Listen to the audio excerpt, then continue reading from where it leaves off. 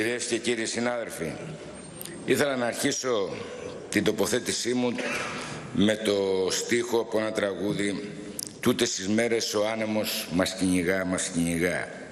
Δυστυχώς φαίνεται ότι αυτές τις μέρες μας κυνηγάει και η μικροπολιτική, ακούγοντας τον πρόεδρο του ποταμιού, τον κύριο Θοδωράκη.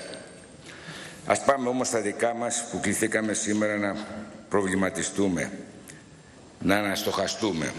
Η επέτειος εξέλιξης του Πολυτεχνείου είναι μια γιορτή ανάτασης, μια γιορτή αντίστασης νίκης, μια νίκη του αδύνατου. Είναι μια επιτυχία, μια απόδειξη της αισιοδοξίας της βούλησης. Το Πολυτεχνείο τι ήταν? Ήταν κορύφωση, ήταν καρπός όριμος ενός μακρού 7ετούς συλλογικού αγώνα με πολλές σκήτες. Αθήνα, Θεσσαλονίκη, Πάτρα, Γιάννενα και με πολλές εκβολές, φοιτητές, μαθητές, εργάτες και αγρότες. Και όλοι αυτές οι εκβολές ήταν κυρίως οι νέοι και οι νέες. Το Πολυτεχνείο είναι ένα ιστορικό παράδειγμα για τη θεωρία της πράξης, όπως έλεγε ένας μεγάλος στοχαστής. Από την πρώτη στιγμή της δικτατορίας, φυλακές και εξορίες χιλιάδων, κυρίως κομμουνιστών αριστερών, αλλά και δημοκρατών.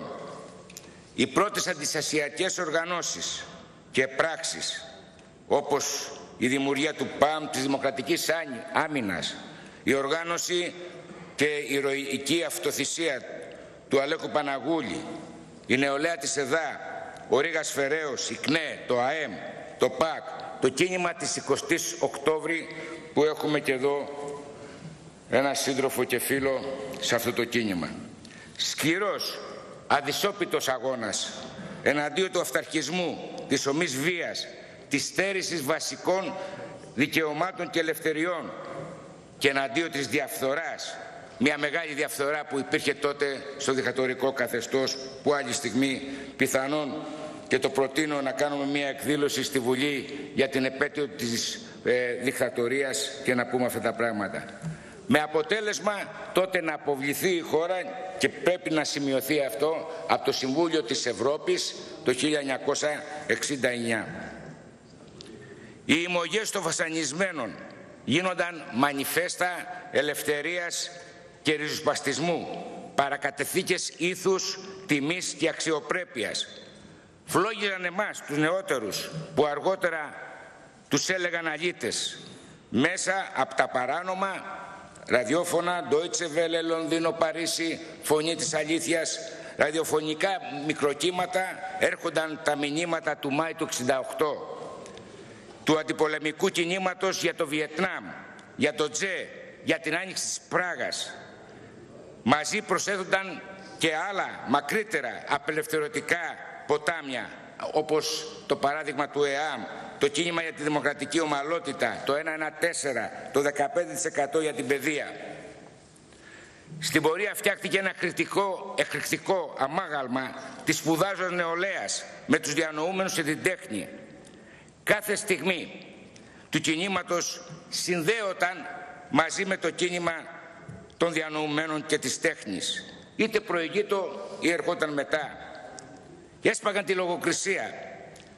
Παράδειγμα θέλω να πω, να το θυμηθούμε, 800 συγγραφείς Έλληνες και ξένοι, κυρίως όσοι είχαν σε ίσκι το επώνυμό τους, οι Σοβιετικοί δηλαδή, απαγορεύτηκαν, αλλά απαγορεύτηκε ακόμα και η ειρήνη του Αριστοφάνη, γιατί είχε τη λέξη ειρήνη. Και πάμε στη δήλωση του Σεφέρη, ένα τεράστιο τράνταγμα το 1967. Τα 18 κείμενα, μια μεγάλη απόπειρα σπασίματος της λογοκρισίας. Τα ποίηματα του Ελίτγη του Ρίτσου, η συλλογή των 6 ποιητών, τα κείμενα του Φραγκιά, του Ταξί, του Σαμαράκη, του Πλασκοβίτη, το αριστούγημα μανιφέστο, το κυβότιο του Άρη Αλεξάνδρου. Στο θέατρο, Κουν, Σκούρτης, το μεγάλο μας τσίρκο του Καμπανέλη με την Καρέτσι τον Καζάκο, το ελεύθερο θέατρο. Εδώ θέλω να πω και κάτι, ότι εκείνες τις μέρες στην κατάρτιση του Πολυτεχνείου πολλοί Πολλοί καλλιτέχνες του θεάτρου αποφάσισαν να κάνουν παραστάσεις εντός του Πολυτεχνείου. Τελικά μπήκαν τα τάγκς και σταμάτησε αυτή η μεγάλη και σοβαρή ενέργεια του δεσίματος αυτού. Κινηματογράφος, αναπαράσταση και οι μέρες του 36 του Θόδωρου Αγγελόπουλου. Ευδοκία του Δαμιανού. Τι έκανε στον πόλεμο Θανάση, του Κατσουρίδη με τον θαυμάσιο Θανάση Βέγκο, τον Έλληνα της βιοπάλησης της αντίστασης. Το προξενιό της Άννας, του Βούλγαρη με την Άννα Βαγενά, που την έχουμε συντρόφισσα και αυτή εδώ. Τον Ιωάννη του Βίο, της Μακετάκη. Και ξένες ταινίες που μας φλόγιζαν, όπως οι Φράουλες και Αίμα, που έγιναν διάφορα συμβάντα. Και τέλος η μουσική, ο Θοδωράκης, ο Σαββόπλος, ο Ξαρχάκος, το νέο κύμα. Με συναυλίες του Μαρκόπουλου, που ήταν ταυτόχρονα και διαδηλώσεις και κυνηγητό από την αστυνομία. Και φυσικά διάβασμα. Κλασική, Αλτουσέρ, Μαντέλ, Πουλατζάς, Μαρκούζε, Γκράμψη. Η ανάπτυξη του αυτόνομου, υπογραμμίζω τη λέξη αυτόνομου αντικτατορικού κινήματος στις σχολές πήγαινε αγκαλιά με επιστημονικές συλλογικότητες όπως η Ελληνοευρωπαϊκή Κίνηση Νέων, η ΕΚΙΝ, η Εταιρεία Μελέτης Ελληνικών Προβλημάτων, η Γκαλερί του Μπαχαριάν, με διανοούμενους Ευρωπαίους που χτυπούσαν τους δικτάκτορες μέσα στη φωλιά του θηρίου, όπως ο Κίτερ Γκράς και η Τζόαν Ρόμπισον. Σημαντικά φυτώρια αντίστασης, παράλληλα όμως υπήρχαν και οι τοπικοί σύλλογοι. Κρήτες, Υπηρώτες, Χ, Ηλί, Αχαιοί. Τότε όλα αυτά φέραν καταιγιστικά γεγονότα, τομές. Η κηδεία του Σεφέρη το 1971, το αίτημα των ελεύθερων εκλογών 1972, η μελέτη το 12 της ΑΣΟΕ 1973, που ακολούθησε, ήταν μια τομή τότε για το φοιτητικό κίνημα, που ακολούθησε αμέσως ιατρική, πάντως βιομηχανική. Η πρώτη μαζική εκδήλωση σε πανεπιστήμιο για το πειθαρχικό το 12 της ΑΣΟΕ, το Φλεβάρι το 1973. Η πρώτη κατάληψη του Πολυτεχνείου που δεν αναφέρεται, σκεπάστηκε από τα επόμενα γεγονότα, το Φλεβάρι το 1973. Με την παραβίαση του ασύλου, του όποιου ασύλου υπήρχε τότε από την αστυνομία, σύλληψη και καταδίκη 11 φοιτητών. Στράτευση των φοιτητών. Προσδοκούσαν με τη στράτευση ότι θα αφήσουν ακέφαλο το φοιτητικό κίνημα και όμως μπήκαν μπροστά οι συντρόφισσές μας στον αγώνα και πήραν με πολύ καλύτερη επιτυχία από ότι οι άντρες το κίνημα στα χέρια τους. Κάλυψαν το κενό δηλαδή αυτό που νόμιζε η Χούντα όταν το επιφέρει. Και τελευταίο κορυφαίο γεγονός ήταν οι 3 καταλήψεις της νομικής. Εάν δεν υπήρχε το Πολυτεχνείο, πιστεύω θα υπήρχε η τρίτη τουλάχιστον κατάληψη της νομικής. Και ένα γεγονός επίσης που σημειώθηκε και πρέπει να το παρουσιάσουμε και έπαιξε ρόλο ήταν και το μνημόσυνο του Παπανδρέου σε αρχές του Νοέμβρη του 1971. Ο Λεώνα και περισσότερο δεν ήταν απλά φοιτητικά αιτήματα, κάτι είπε και ο Πρωθυπουργός, ήταν πολιτικά αιτήματα. Αν είχαμε χρόνο να διαβάσω ένα κομμάτι, απόσπασμα από τον όρκο των φοιτητών της νομικής, θα δείτε ότι βάζανε ανατροπή του καθεστώτος, διεκδικούσαν την ελευθερία, τη δημοκρατία σε βάθος. Όλοι οι δρόμοι οδηγούσαν λοιπόν στο μεγάλο αντισεσιακό άλμα. Η κατάληψη του Πολυτεχνείου ήταν μια πλήρης ελευθερία, συντροφικότητα, ελπίδα για ένα καινούριο διαφορετικό κόσμο. Το γνωστό σύνθημα ψωμί, παιδεία, ελευθερία είναι δεμένο μεταξύ του και τα 3 κομμάτια του συνθήματος είναι δεμένα. Αλληλένδετα τραντάζει αυτό το σύνθημα την παθητική στάση των μεγάλων τιμάτων του ελληνικού λαού. Σύνθημα παλιό αυτό, ίσως από το Σπάρτακο, ενδεχομένως από την Γαλλική Επανάσταση, σίγουρα από την Ελληνική Επανάσταση. Σας διαβάζω τι είπε ο Σολωμός: «Μίγαρης, έχω άλλο στο νου μου, πάρεξε ελευθερία και γλώσσα». Και το μοντέλο της οργάνωσης στην κατάληψη, με ιατρία, μαγειρία και κυρίως το σταθμό. Ένα αντίθασο, αυτόνομο, επαναλαμβάνω, κίνημα.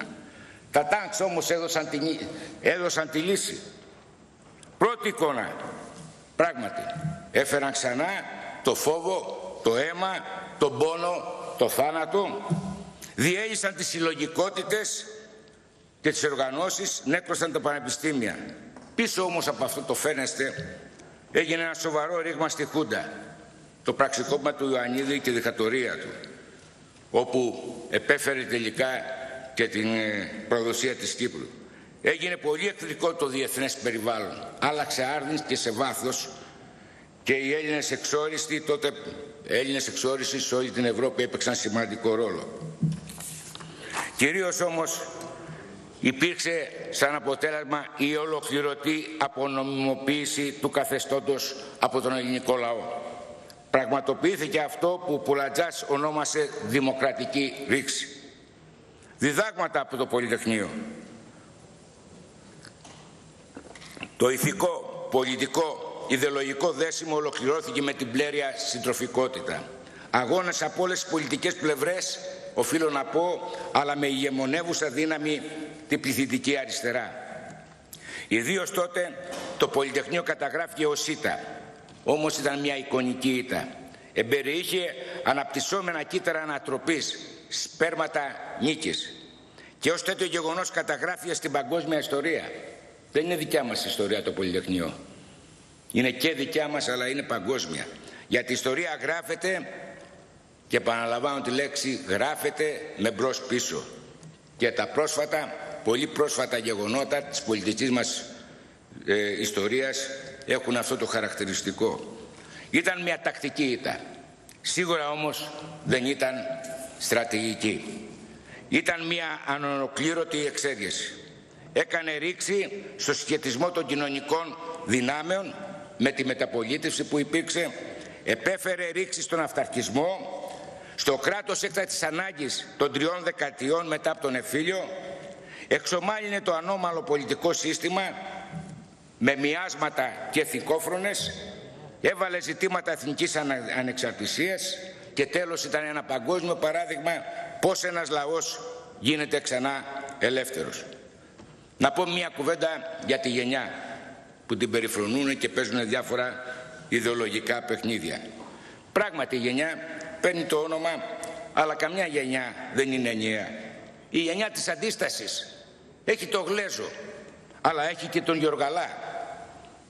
Τι μπορεί να πει κανένας?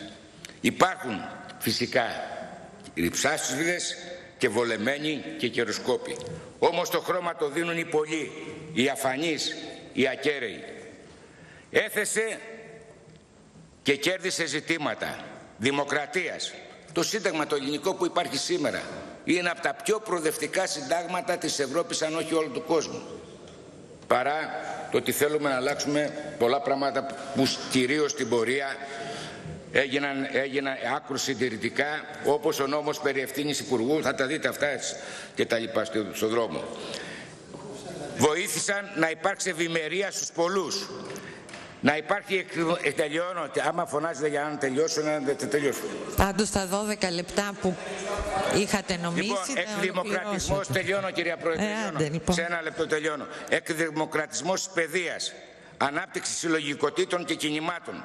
Δεν κατάφερε όμως να ανατρέψει με συλλογική παρέμβαση το παλιό πολιτικό σύστημα, το οποίο απλώς από ένσυχτο συντήρησης αναπαλαιώθηκε. Και εδώ οφείλονται τα δεινά σε μεγάλο βαθμό που περνάει ο ελληνικός λαός. Στο τέλος όμως θα δικαιωθεί η κραυγή του Πολυτεχνείου, που συνεχώς φωνάζεται όχι μόνο στις επετείους. Γιατί οι χαμένοι αγώνες είναι αυτοί που δεν έγιναν ποτέ. Και για το σήμερα και για το αύριο. Θέλει αρετή και τόλμη η ελευθερία, όπως είπε ο μεγάλος ποιητής. Ευχαριστώ πολύ.